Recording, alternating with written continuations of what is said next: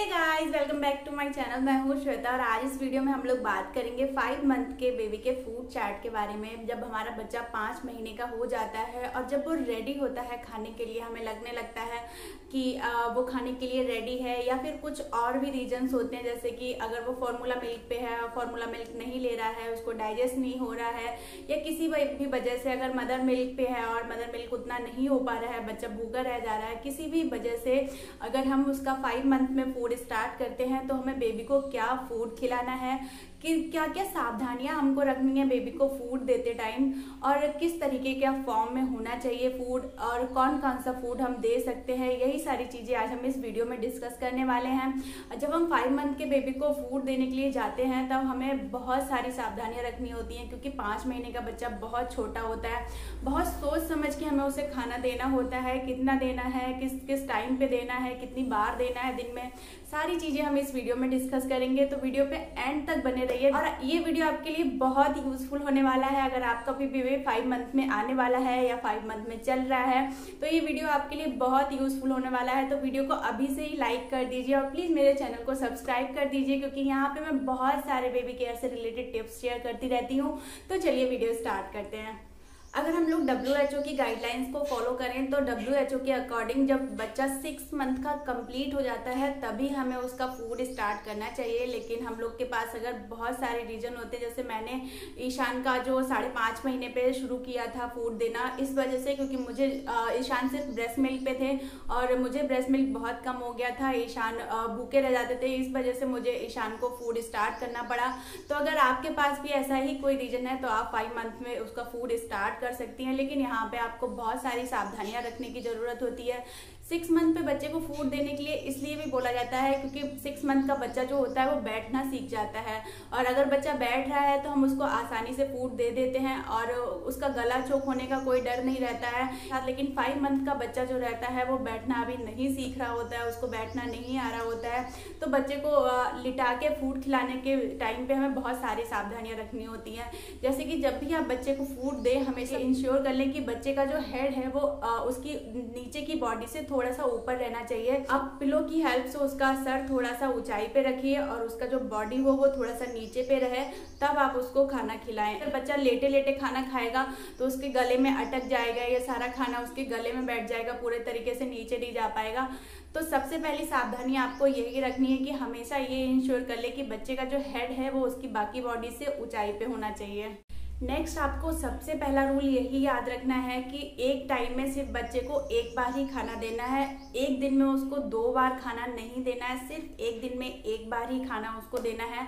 और जो खाना आप दे रहे हैं उसको वो आप आफ्टरनून के टाइम पे दीजिए, क्योंकि अगर आफ्टरनून के टाइम पे देंगी तो आपके पास थोड़ा सा टाइम होगा। अगर बच्चे को उस खाने से कुछ एलर्जी हो रही है तो आप उसको डॉक्टर को दिखा सकती हैं। सेकेंड चीज आपको ये ध्यान रखनी है, आपको जो भी आप उसको खाना दे रही हैं वो उसको 3 दिन लगातार दीजिए, जिससे कि आपको पता चल जाए कि बच्चे को उस फूड से तो कोई एलर्जी नहीं है। क्योंकि अगर आप बार बार बच्चे का रोज खाना उसको चेंज करके देंगी तो आपको पता नहीं लग पाएगा कि किस फूड से बच्चे को एलर्जी हुई है, उस वजह से आपको प्रॉब्लम आ सकती है। तो आप एक फूड उसको 3 दिन लगातार दीजिए, जिससे कि आपको ये पता करने में आसानी हो जाए कि बच्चे को इस फूड से एलर्जी हो रही है।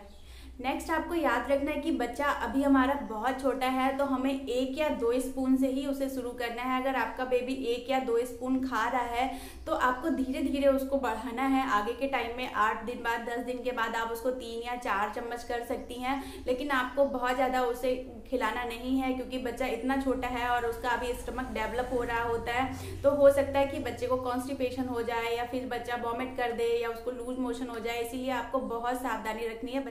नेक्स्ट आपको याद रखना है कि अगर आप बच्चे का फूड स्टार्ट कर रहे हैं 5 मंथ में तो उसको सॉल्ट, शुगर और हनी वगैरह बिल्कुल भी नहीं देना है आपको। आप जो भी उसको फ्रूट या वेजिटेबल जो भी देंगी उसको प्योर फॉर्म में देंगी, उसमें कोई भी मिल्क ऐड नहीं होगा, कोई भी सॉल्ट, शुगर और हनी ऐड नहीं होगा। तो ये तो थी कुछ सावधानियां जो हमें जब हम बच्चे का फूड स्टार्ट कर रहे हैं 5 मंथ में, तो हमें इन चीज़ों का बहुत ध्यान रखना होता है। और अब हम बात करेंगे कि हमें बच्चे को क्या क्या चीज़ें खाने में देनी है। तो हमें इंश्योर करना है कि हम बच्चे को ऐसी चीज़ें ही खिलाएं जो बच्चे को ईजिली डाइजेस्ट हो जाएं। तो सबसे पहले हम बात करेंगे यहाँ पे फ्रूट्स की। फ्रूट्स में हम केवल बच्चे को दे सकते हैं पियर, बनाना और एप्पल।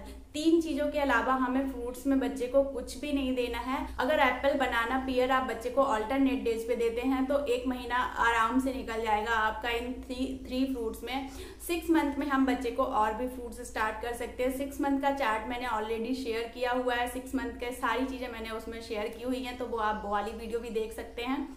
नेक्स्ट आते हैं हम वेजिटेबल पे। वेजिटेबल में हमें क्या क्या देना है? वेजिटेबल में हम दे सकते हैं उसको कैरेट दे सकते हैं, पंपकिन दे सकते हैं, ब्रोकली दे सकते हैं और पोटैटोज दे सकते हैं।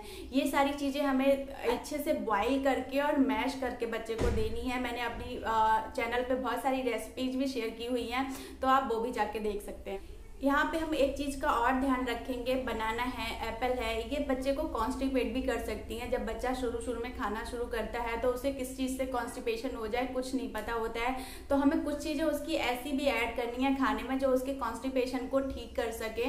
तो सबसे पहले हमें यहाँ पे देखना है कुछ दालें, जैसे कि मूंग की दाल ऐसी होती है जो बच्चे में कॉन्स्टिपेशन नहीं हो सकती है। तो मैं यहाँ पे आपको ये नहीं सजेस्ट करूँगी कि आप मूंग की दाल का पानी दें। आप अच्छे से मूंग की दाल को उबाल लें, बॉयल कर लें उसको, और फिर उसको मैश कर लें किसी भी चम्मच की हेल्प से। उसमें मूंग की दाल बिल्कुल भी छिलके वाली नहीं होनी चाहिए।